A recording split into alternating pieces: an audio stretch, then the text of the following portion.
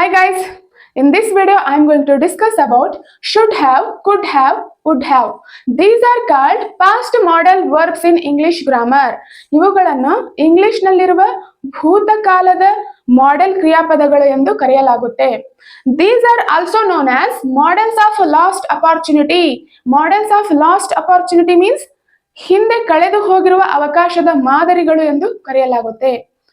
ಹಿಂದೆ ನಮಗೆ ಯಾವುದೋ ಒಂದು ಅವಕಾಶ ತಪ್ಪಿ ಹೋಗಿರುತ್ತೆ, ಆ ಅವಕಾಶ ತಪ್ಪಿ ಹೋಯ್ತಲ್ಲ ಅಂತ ನಾವು ಇವಾಗ ಅದನ್ನ ನೆನಪಿಸ್ಕೊಳ್ತಾ ಇರ್ತೀವಿ. ಅಂತಹ ಘಟನೆಯನ್ನ ವ್ಯಕ್ತಪಡಿಸುವಾಗ ನಾವು ಈ ಪಾಸ್ಟ್ ಮಾಡೆಲ್ ವರ್ಬ್ಗಳನ್ನ ಯೂಸ್ ಮಾಡ್ತೀವಿ. They are used to express regret possibility in the past. Regret means ವಿಷಾದ ಅಥವಾ ಪಶ್ಚಾತ್ತಾಪ. ಪಾಸಿಬಿಲಿಟಿ ಮೀನ್ಸ್ ಸಾಧ್ಯತೆ. ಹಿಂದೆ ಯಾವುದೇ ಒಂದು ಘಟನೆಯನ್ನ ನೆನೆಸಿಕೊಂಡು ಅದರ ಬಗ್ಗೆ ಪಶ್ಚಾತ್ತಾಪವನ್ನ ಪಡುವುದು ಅಥವಾ ವಿಷಾದವನ್ನ ವ್ಯಕ್ತಪಡಿಸುವಂತಹ ಸಂದರ್ಭದಲ್ಲಿ ನಾವು ಈ ಎಲ್ಲ ಮಾಡೆಲ್ ವರ್ಬ್ಗಳನ್ನ ಪಾಸ್ಟ್ ಮಾಡೆಲ್ ವರ್ಬ್ಗಳನ್ನ ಯೂಸ್ ಮಾಡಬಹುದು. ಹಿಂದಿನ ಸಾಧ್ಯತೆಯ ಬಗ್ಗೆ ಕೂಡ ಮಾತನಾಡುವ ಸಂದರ್ಭದಲ್ಲಿ ನಾವು ಈ ಎಲ್ಲ ಪಾಸ್ಟ್ ಮಾಡೆಲ್ ವರ್ಬ್ಗಳನ್ನ ಯೂಸ್ ಮಾಡ್ತೀವಿ. See here example, I should have prepared for the interview. Should have, so this is the past modal verb. ಹಿಂದಿನ ಕ್ರಿಯಾಪದ ಅಥವಾ ಭೂತಕಾಲದ ಕ್ರಿಯಾಪದವನ್ನ ಯೂಸ್ ಮಾಡಿದ್ದೀವಿ. Should have. I should have prepared for the interview.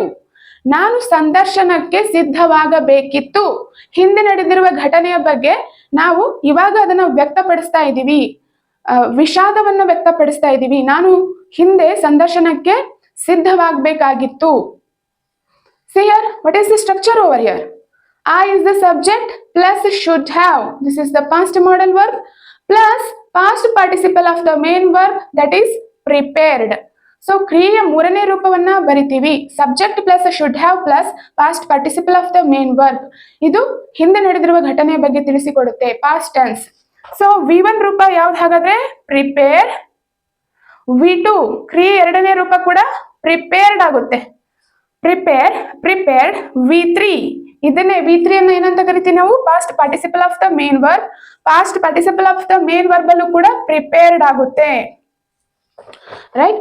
ನಾನು ಸಂದರ್ಶನಕ್ಕೆ ಸಿದ್ಧನಾಗಬೇಕಿತ್ತು ಅಂತ ಹಿಂದಿನ ಘಟನೆಯನ್ನ ನೆನೆಸ್ಕೊಂಡು ವಿಷಾದವನ್ನ ವ್ಯಕ್ತಪಡಿಸ್ತಾ ಇದ್ದೀನಿ.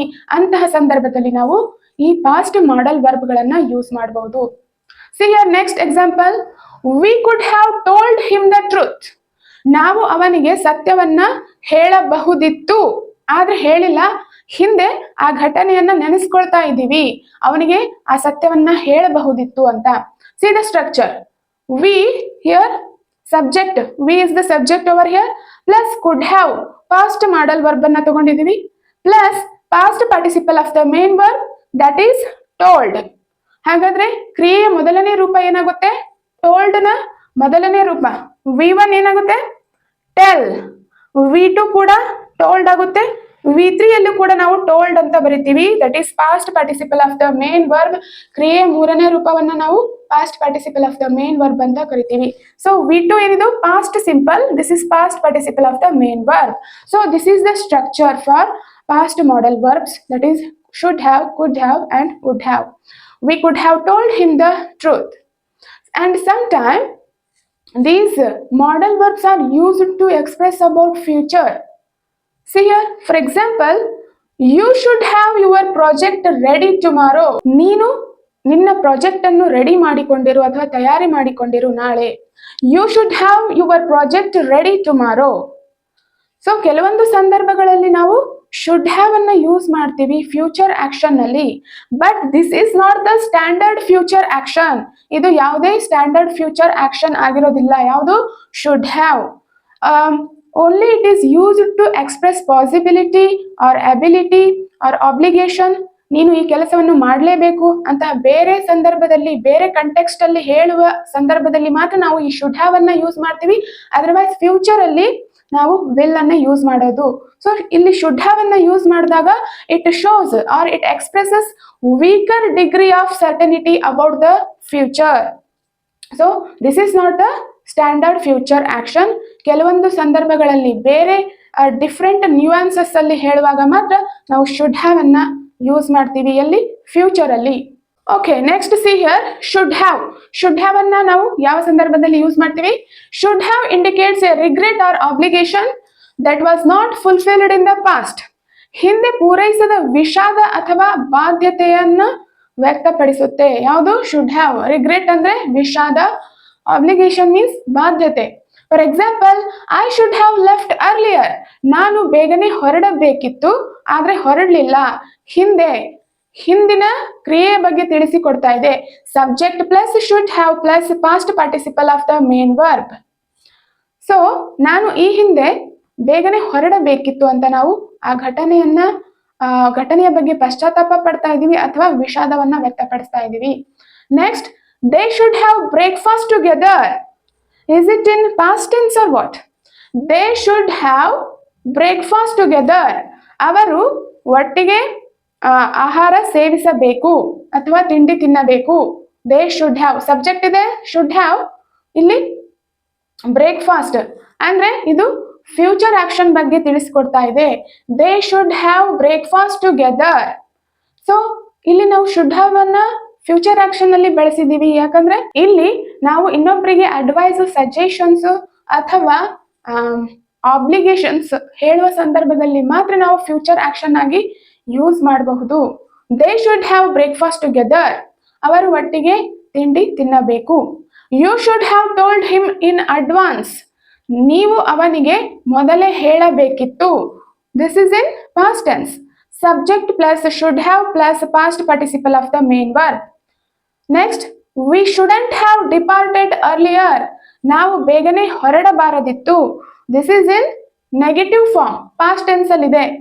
Subject plus shouldn't have negative form, subject plus past modal verb plus departed past participle of the main verb use ಮಾಡಿದೀವಿ.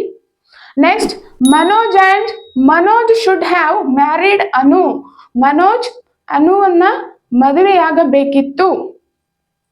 ಶುಡ್ ಹ್ಯಾವ್ ಪಾಸ್ಟ್ ಟೆನ್ಸ್ ಅಲ್ಲಿ ಇದೆ. Married past participle of the main verb.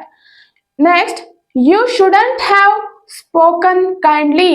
ನೀವು ದಯೆಯಿಂದ ಮಾತನಾಡಬಾರದಿತ್ತು. Subject plus past modal verb plus past participle of the main verb, that is spoken. ಹಾಗಾದ್ರೆ ಕ್ರಿಯೆಯ ಮೊದಲನೇ ರೂಪ ಯಾವ್ದಾಗುತ್ತೆ? ಸ್ಪೋಕನ್ ಮೊದಲನೇ ರೂಪ ಯಾವುದು? ಸ್ಪೀಕ್. ಎರಡನೇ ರೂಪ ಪಾಸ್ಟ್ ಸಿಂಪಲ್ ಏನಾಗುತ್ತೆ? ಸ್ಪೋಕ್ ಆಗುತ್ತೆ. ಮೂರನೇ ರೂಪ past participle of the main verb spoken. So ಇದು ಒಂದನ್ನು ಹೊರತುಪಡಿಸಿ ಇವೆಲ್ಲ ಪಾಸ್ಟ್ ಆಕ್ಷನ್ ಅಲ್ಲಿವೆ. Okay, next, could have. Could have indicates a possibility or ability that was available but not utilized.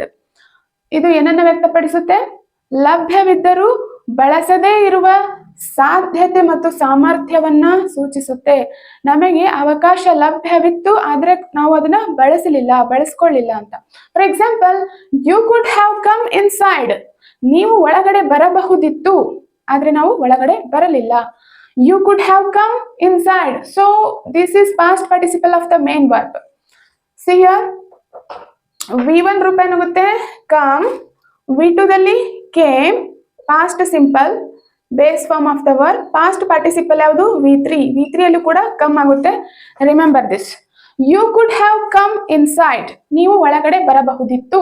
You could have done it.